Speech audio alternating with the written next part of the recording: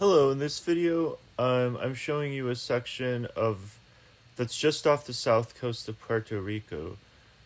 And if we look at the where we're looking right here, we see like this that's Puerto Rico to the northeast right here. Not the northeast, but at the top right section of the view. That's Puerto Rico right there. And just off the southern coast of Puerto Rico, we have these like really steep cliffs. And the interesting is that these steep cliffs run along like the entire southern coast of the island, and just kind of moving along westward and using the ruler tool, we see that, for example, there's a very steep incline right here. These inclines continue all the way over here,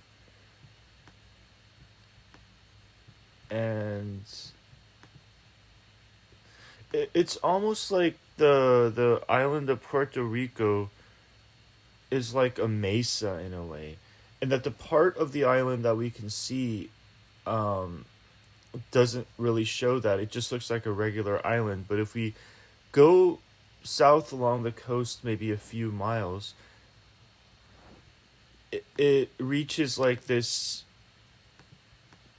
You almost see like these blocks that are carved into this face right here, and there's a steep cliff that runs along the entire coastline. um and so the question is like where it's like a very very shallow slope all the way here, and then it just steeply drops off like this. What is this? What could this be? This shouldn't be there. This is not natural. And if you think that this is just like an artifact or something like that, look on the other side here.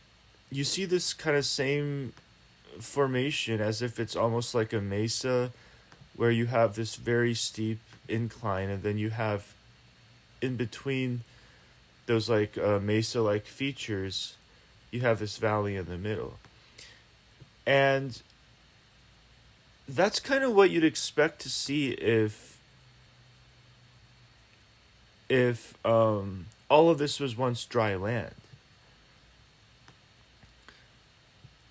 And to me, what this feature suggests right here, with this steep drop off along the entire Puerto Rican coast, suggests is that this was all dry land at one point, and that this recently became submerged. And more specifically, I'll kind of go over the theory that I've been discussing in previous videos. It's that all of these Caribbean islands at one point, in my opinion, were connected to each other. So that, for example, the Yucatan Peninsula was connected to Cuba and Haiti, Puerto Rico, all these smaller islands in the Caribbean. They were all part of the same single landmass, which allowed the Caribbean to be isolated from the Atlantic Ocean. I'm saying it's just like how Central America is right now. Central America is a continuous landmass. I'm suggesting that the Caribbean was also the same way, which would mean that the Caribbean would become landlocked and isolated and dry away, meaning that the south coast of Puerto Rico was not actually a coast, that all of this right here, all this land right here would have been just not underneath the Caribbean Sea, but would have been dry land. And yeah, so that's the video. I'll be going over this in more detail later, but that's it for now. Thanks.